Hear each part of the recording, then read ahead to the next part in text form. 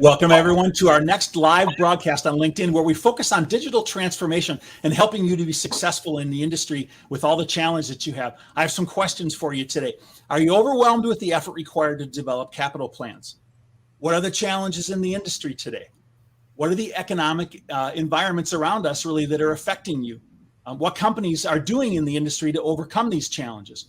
Follow this series that we have called Value Undiscovered, and how digital transformation is optimizing capital planning. I have some guests with us today that are industry experts, and they're going to be sharing strategies and tactics on how you can be successful in overcoming some of these challenges in the industry today. Join us. You are not going to want to miss this.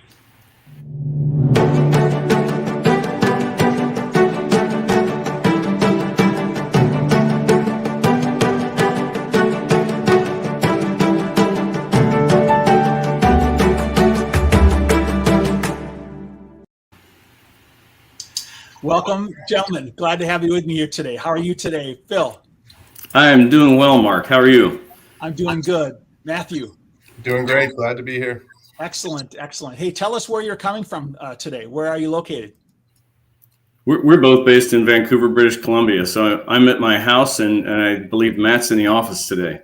Fantastic. Good. Well, listen, I'm really glad to have you with us. Hey, we have an exciting broadcast coming up here today. And for those of you watching, I want to quickly introduce our industry experts here on the broadcast today, and then we're going to be diving right in. So I have on the screen here, I have Phil Jones. Phil, tell our viewers who you are and what it is that you do. Hey, everybody. So I am the Global VP of Business Development at Copperleaf, and what I do is I work with clients to help them resolve big capital planning and asset management problems, and that's what I and my team do. Excellent. Hey, I also understand that you have a technical background. Tell us a little bit about your background, your technical aspects of it. Yeah, I do. So I have an electrical engineering degree from Georgia Tech, a bachelor's and a master's. And I started out my career as a design engineer, designing measure well drilling tools for Schlumberger, in Houston. And I later transitioned into more sitting between designers who like solving problems and people with the problems. And that's where I've dedicated my career ever since. Excellent. Well, we'll dig more into that as we go forward. Next, we also have Matthew Haiart. Matt, how are you today?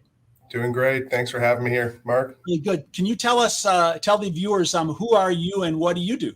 Yeah, absolutely. So I'm an engineer by trade, and for the last 5 years or so, I've been working with some of the biggest companies in the world, implementing digital transformation projects to improve their capital planning processes. Very good, very good. And you also have an engineering degree and a background that's technical as well. And I understand you've worked with hundreds of different companies from a technical aspect. So I think both of those, it brings together some really interesting conversation we have here today. Hey, before we get diving into the broadcast, I like to begin to make sure that we have people coming on board and are joining us. And I already noticed that we've had some friends of mine that watch the broadcast on a regular basis to join. And I think we have Luis, and I think Luis is down in Brazil. Maybe we could just throw him up there. Hello, Luis. Glad to have you on board.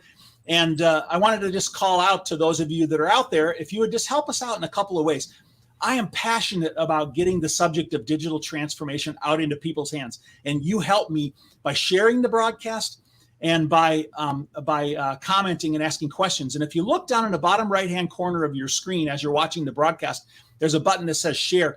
And if you would just share this broadcast, it helps us get the message out. And second, this is a live broadcast, and you actually have the ability to comment directly, and we see it on the screen right in front of us.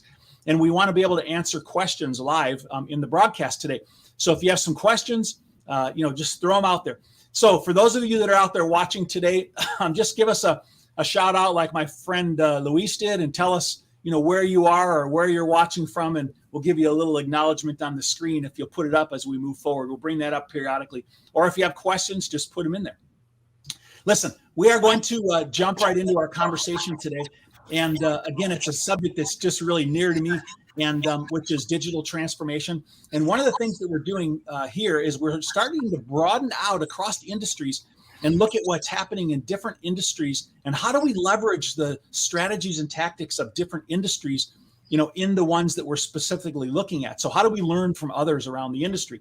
So, gentlemen, if we could maybe start out our conversation today. I know that we've all been impacted by, world events and things happening. that I think many times it's a good idea for us to sort of talk about what some of the industry challenges are that exist, out there. Maybe I'll start with you, Matt. Matt, could you tell us that in your world, what are some of the industry challenges really that people are faced with, today in the industries?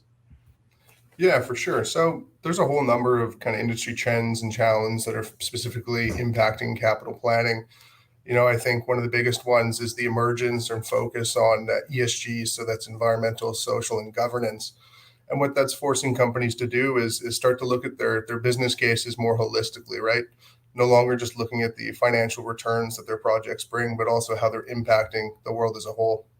And I think that is difficult for a lot of companies because it's not as easy to quantify those challenges as, let's say, return on investment and things like that. So it's certainly something people are facing today. Okay. Yeah. Phil, if I were to come back over to you and say, what do you think are maybe the top 2 or 3 challenges that people are faced with in the industry today? ESG being one of them. What are a couple others that you can think of that are big challenges that they have?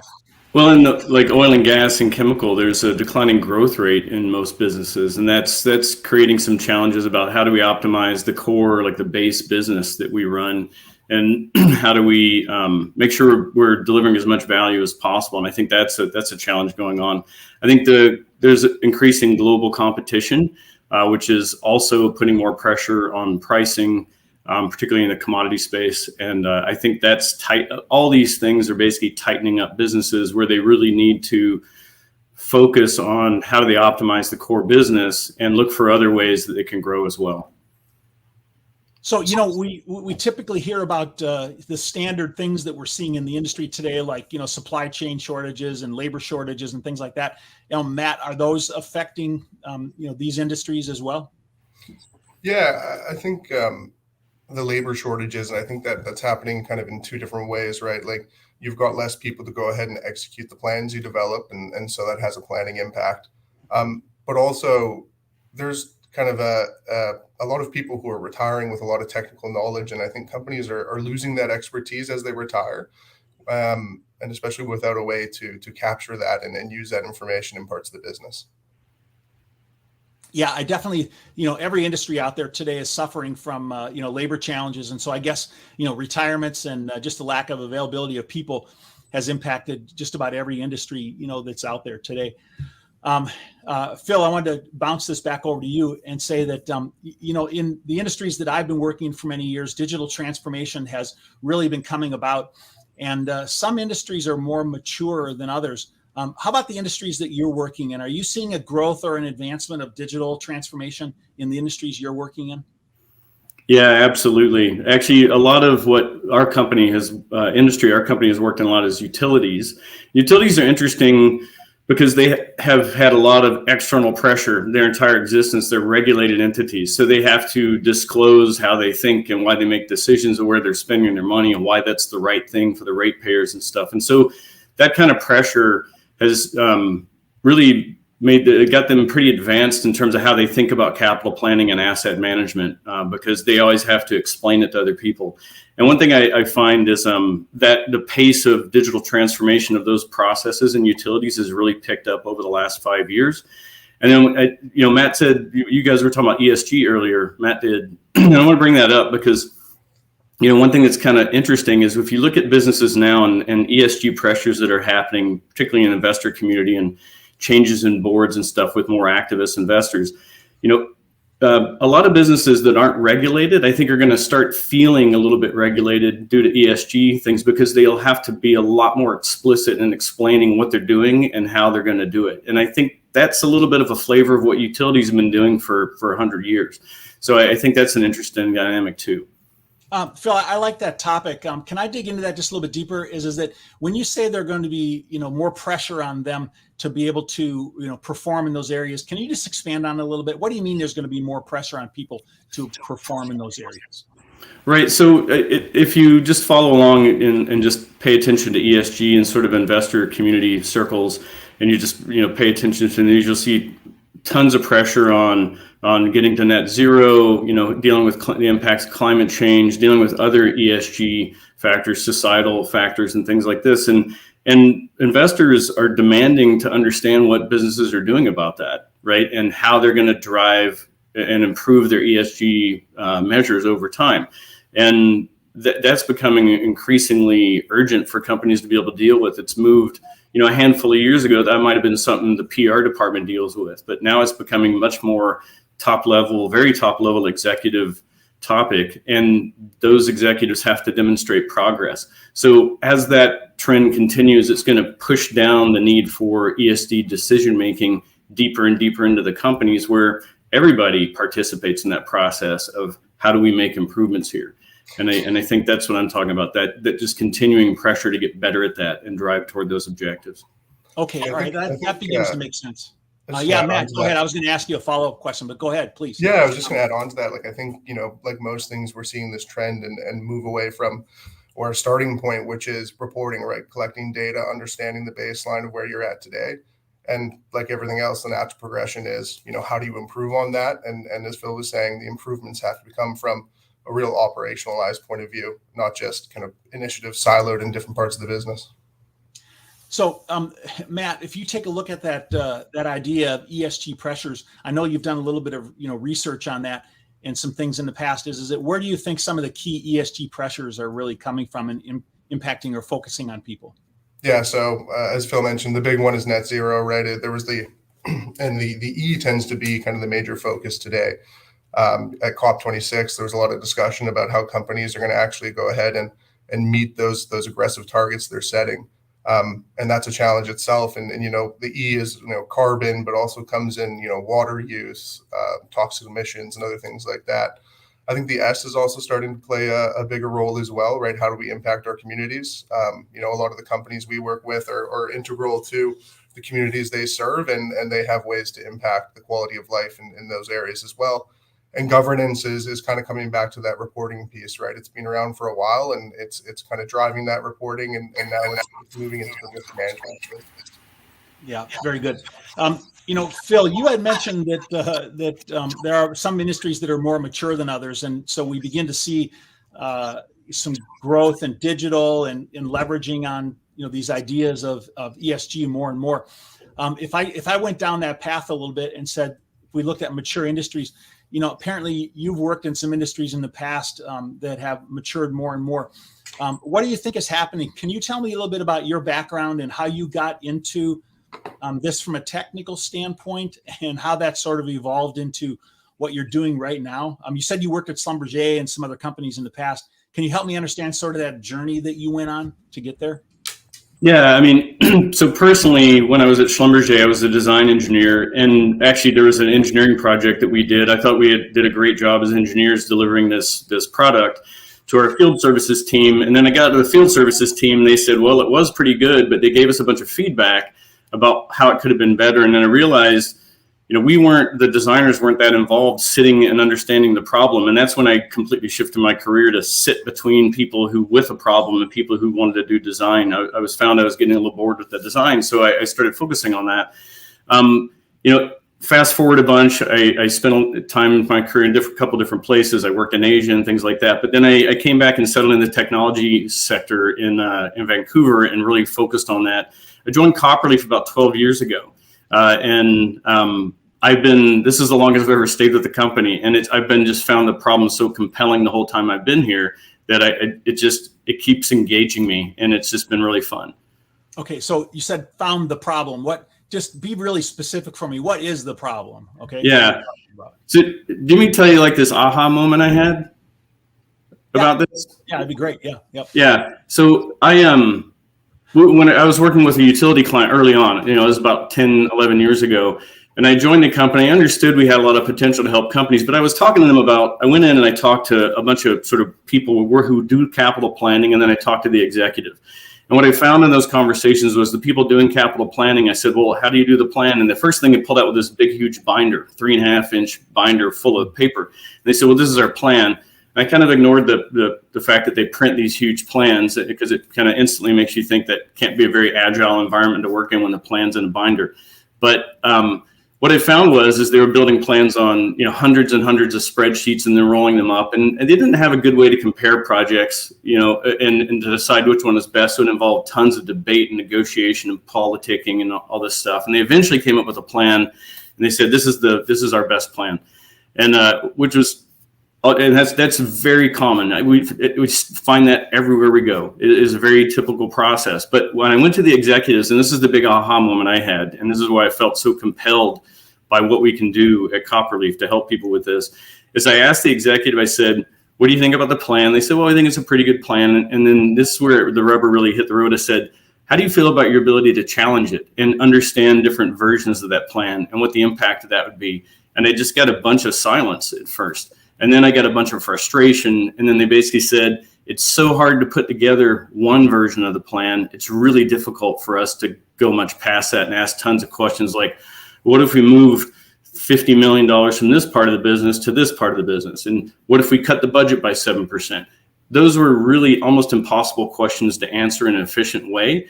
And that's what really gave me this understanding the power of a digital transformation of these processes and leveraging data and analytics to really come up with the best possible plan. And I've been here ever since. Yeah, I can so relate to that because, about half of my career, I've worked in big companies, and in those big companies, multi-billion-dollar companies, is that I can't tell you how many times, that PowerPoints and spreadsheets and, the most eloquent speaker represented who gets the capital dollars, for accomplishment, but not to mention the things that you said is being able to stand behind the plan or to be able to make changes or dynamically adjust it. So that's where you're talking about some companies in the industry are applying digital to create success in that area. That's what you're talking about, right? Yeah, exactly. Yeah, perfect. Hey, listen, I like to acknowledge when we have questions out there. It kind of helps get things going. And we do have a question. If we could just throw that question up on the screen and see if I can get one of the two of you to address that for us. It says, is there any growth in the G component driven by the E component? Okay, increase in government regulations focused toward environmental goals. Either one of you want to try to respond to that? Yeah, I can for sure do that. Go ahead, Matt. Give it a try. What we're seeing is a lot of the major oil and gas companies and other industries are looking ways to find areas where they can grow their market share and grow their revenue in more environmentally friendly ways. So, moving away from burning traditional coals and natural gas and things like that towards adding in renewable energy sources like solar or wind and trying to grow that way. And then all of that, of course, is driven by the environmental pressure to reduce their total carbon. Yeah, and Matt, I think that that we're definitely seeing that in different parts of the world that the increased emphasis in those areas changes based on sort of the climate or the affinity toward movement forward in ESG. Like in Europe, you see more of it in Europe than you do in the U.S., right? I mean, at this point. Absolutely. And Phil, but you're seeing growth in that in the U.S. right now, though. More emphasis, you said a few minutes ago, in the U.S., people have more pressure to expand in that area, right? Yeah, and even independent, the political spectrum changes and stuff, but there's just a constant trend that goes beyond the political environment towards improvements in ESG. And I think a lot of it's being driven by, climate change concerns and things like that. Yeah. That's a huge part of it. But, not to...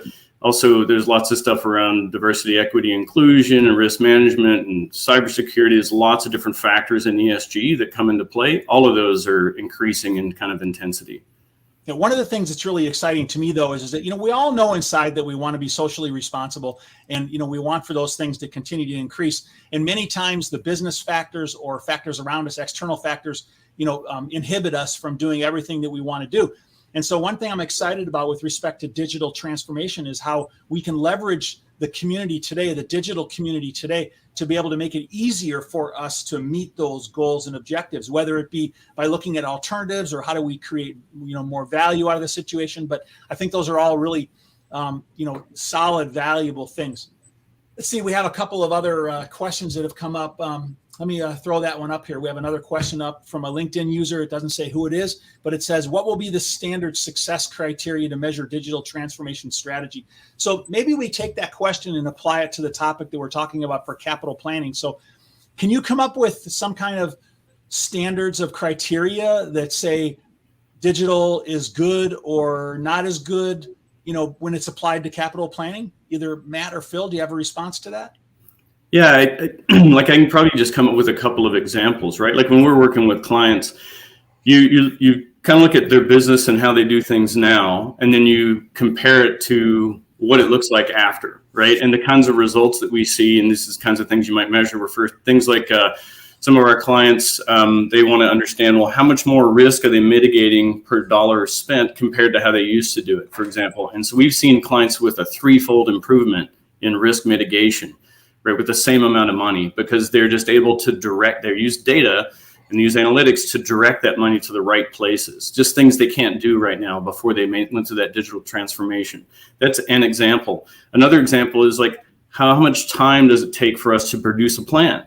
How long does it take for us to go through the process of coming up with a plan and getting it approved? And we're seeing 50% reductions in planning time, as another example. So that's just two quick examples.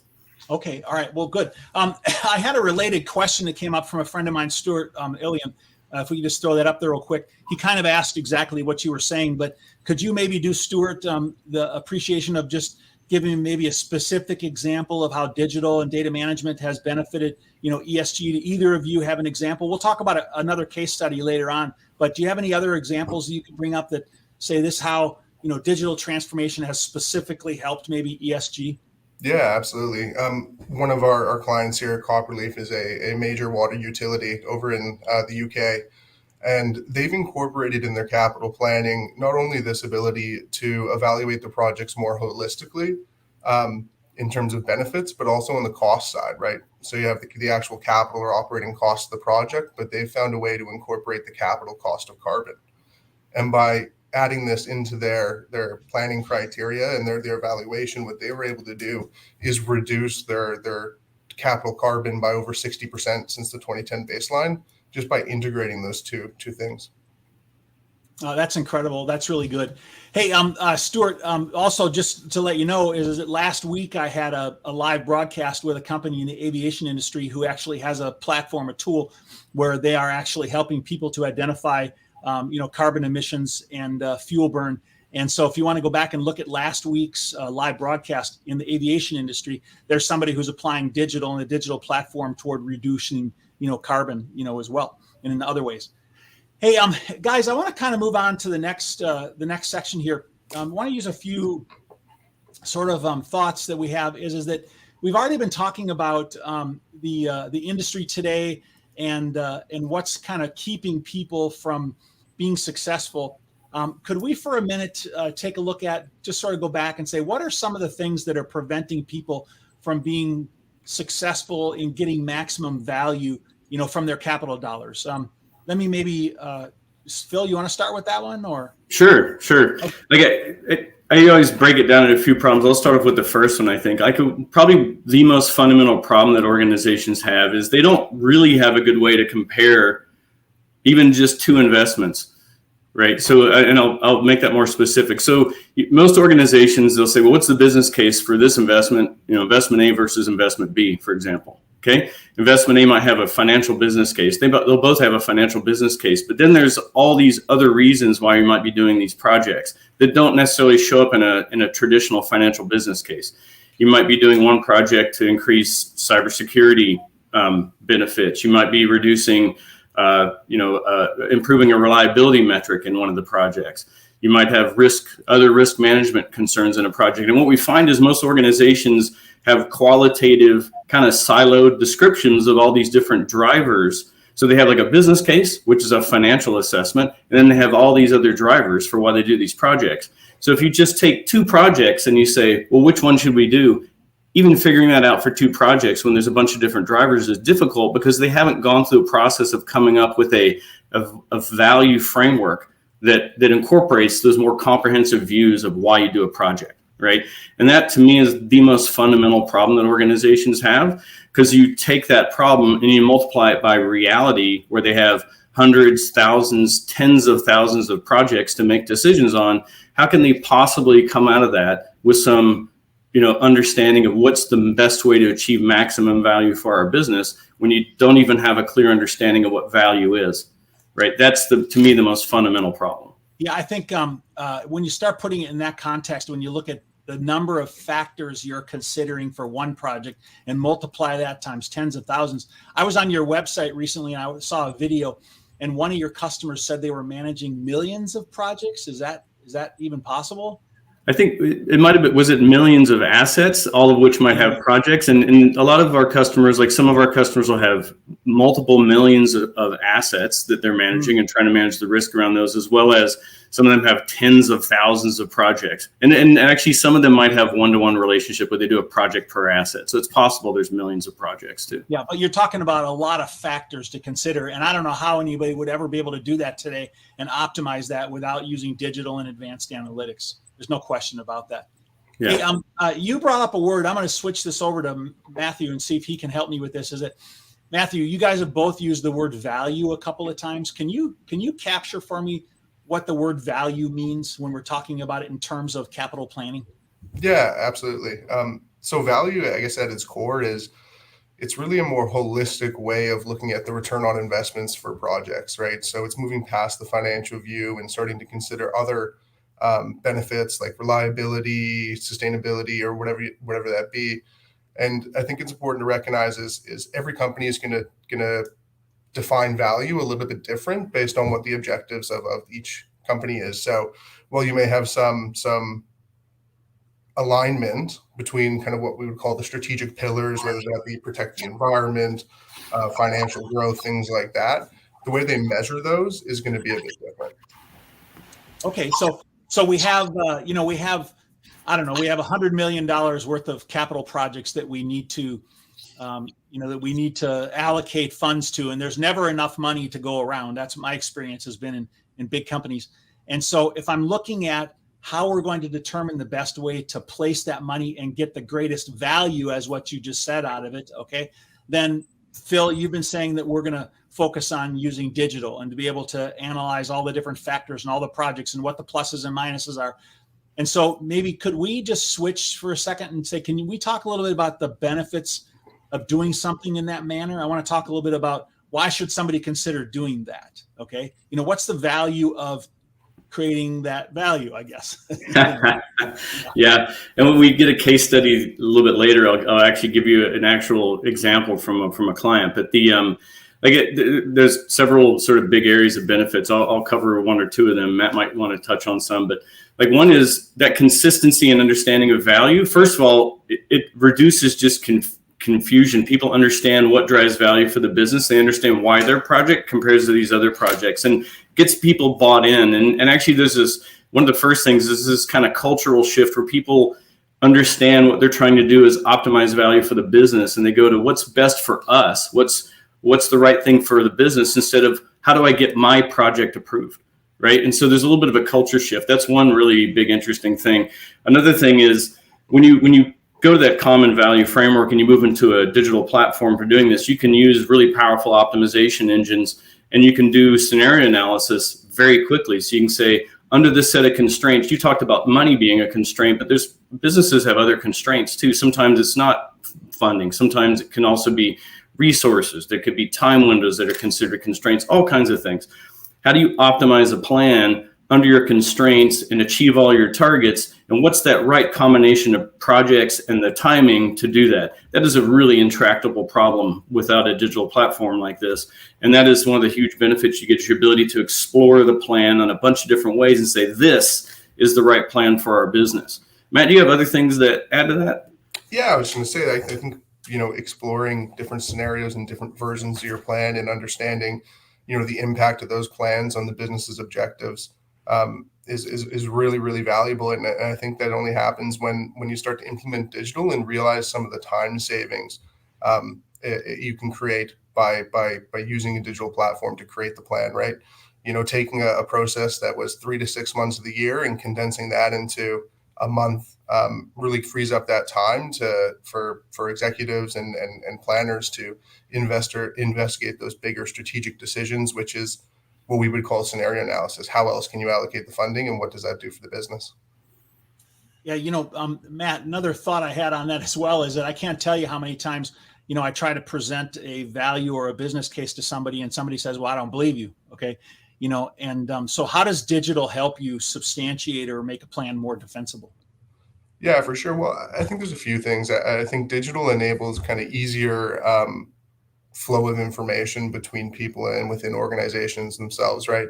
If you can get that line of sight between whether that be your EAM systems or, on the asset side or your capital project systems, it just kind of reduces that lag that happens with traditional tools like Excel. And it means that, you're making decisions based on the most current and up-to-date information. Yeah, so ease of making changes and establishing what are the factors that it's really based on. And Phil, you talked about having a framework, so having a measurable framework that you're evaluating all the different projects against, I think really makes a big difference. Hey, Phil, you also mentioned that there was a particular case study maybe that you could share with us that gave a good example of how maybe a large company used digital to be able to create success. Can you maybe give us an example and talk about it a little bit? Yeah, and the reason the one I'm picking is Enbridge actually, and there is just some dynamics in the oil and gas and chemical industry that I thought were mirrored in Enbridge's journey. I mean, what they saw in their business was their growth rate. They'd been going through huge growth for a long period of time, but they recognized that was going to be declining. The growth rate would be declining. They really need to focus on optimizing their core business. And what they recognized was that was going to involve an asset management transformation as well as a capital planning transformation. And they decided to drive it from a capital planning transformation starting point where they said, follow the money, because that's how people make decisions. They want to know how the money's being spent. They want to know they're getting the maximum value for that money, the executives. So they said, let's start there. Let's start with a capital planning transformation. And to do that, the problem they had all these siloed decisions. They were making decisions across pieces of the business, but it was really hard to compare, to understand why they would spend money here versus here versus here, because it didn't have a common definition of value. They weren't really utilizing risk data consistently across the business, and their understanding of risk tolerances in the business kind of varied. And so they said, look, we need to clean all this up and get a crisp understanding of what drives value for our business and use that across the board. So we went through a process with them, developed what we call a value framework, and that ended up being applied for their liquid pipelines business, their gas pipelines business, their gas distribution business, and their renewable power. And they used it for all decision making. And they started off. When they built that value framework, it also included ESG measures, right? So now they've got to this point now where they have this consistent definition of value. They have a consistent process. They have a consistent tool, enterprise-wide tool, which is the software solution we have, that they use across the business. And here's the kind of results they get.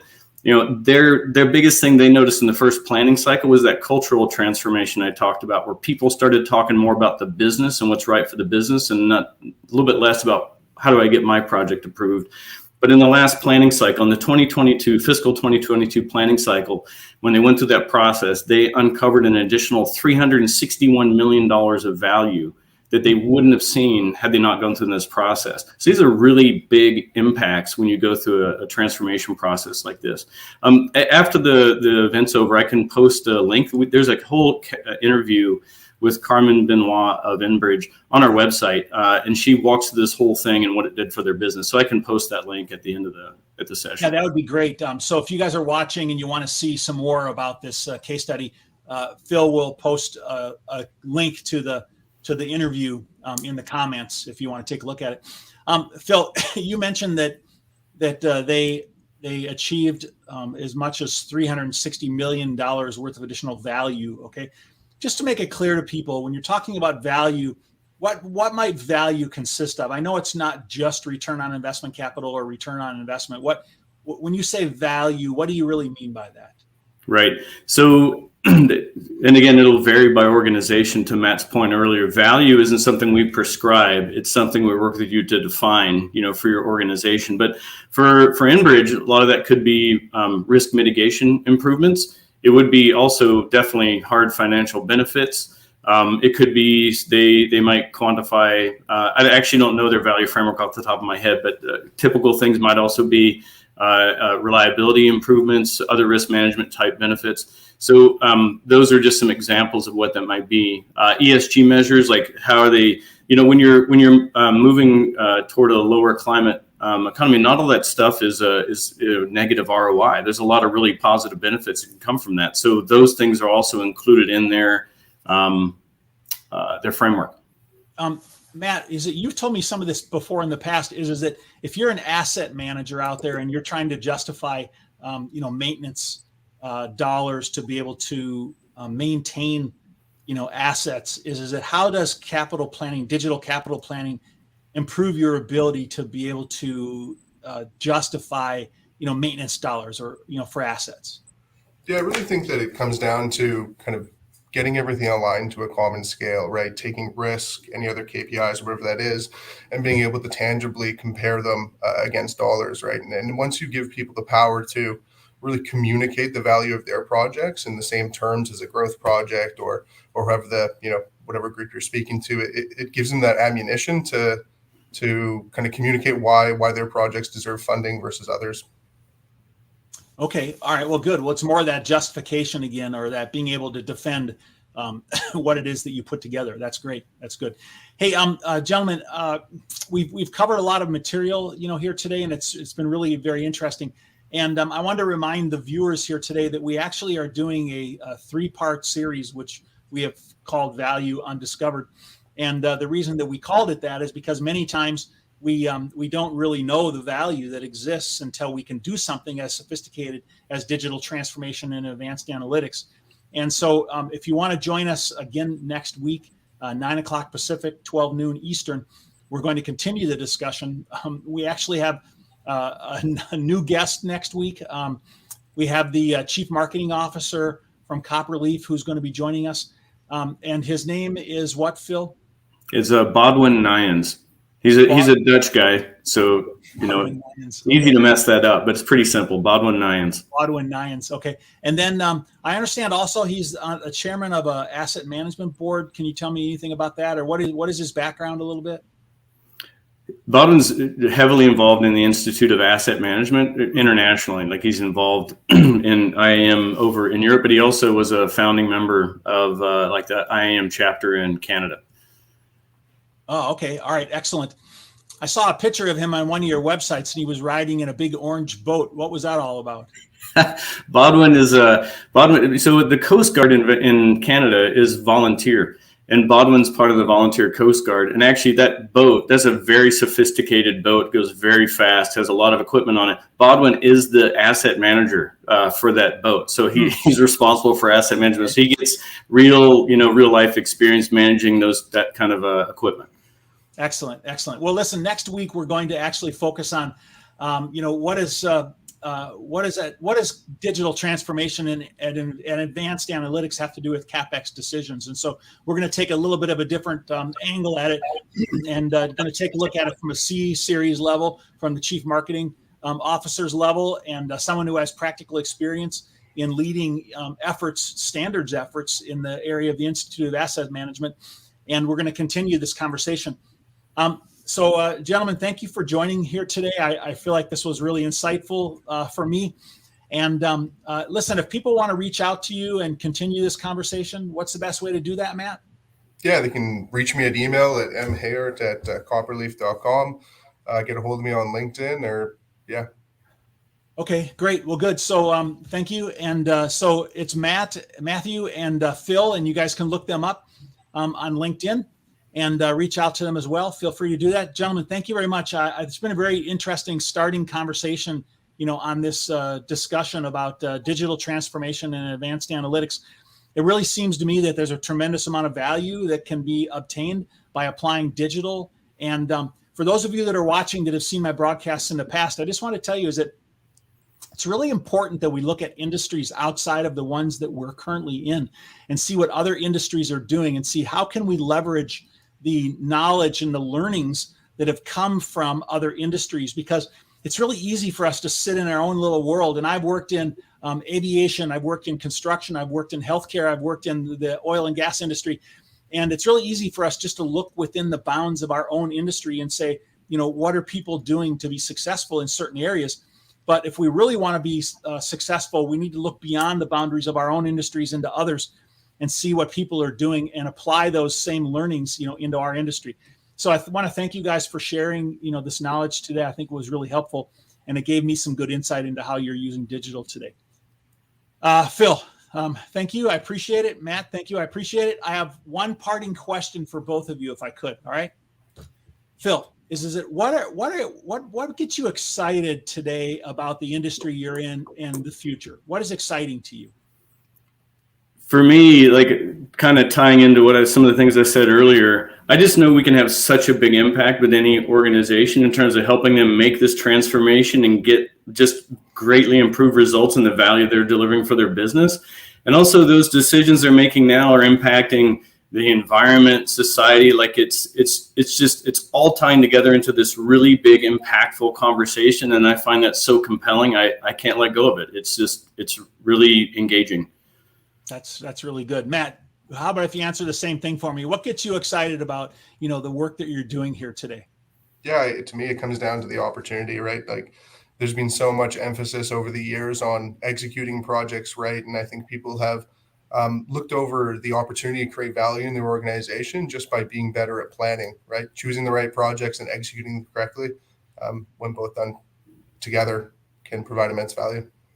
Yeah, digital transformation and advanced analytics give us a tremendous platform to be able to advance our planning, to be able to consider so many more factors and to be able to consider so many different things in creating success. I really think it's an outstanding time in history, for us, because we're going to be able to do that and do better planning.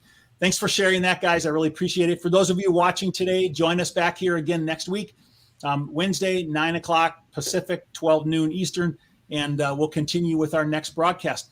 Thank you for joining us today, gentlemen. I appreciate you being here with us. Thank you, Mark. It was a real pleasure. That was fun. Yeah, good, very good. All right, everybody watching, fair winds and following seas to you, and have a great day. Bye.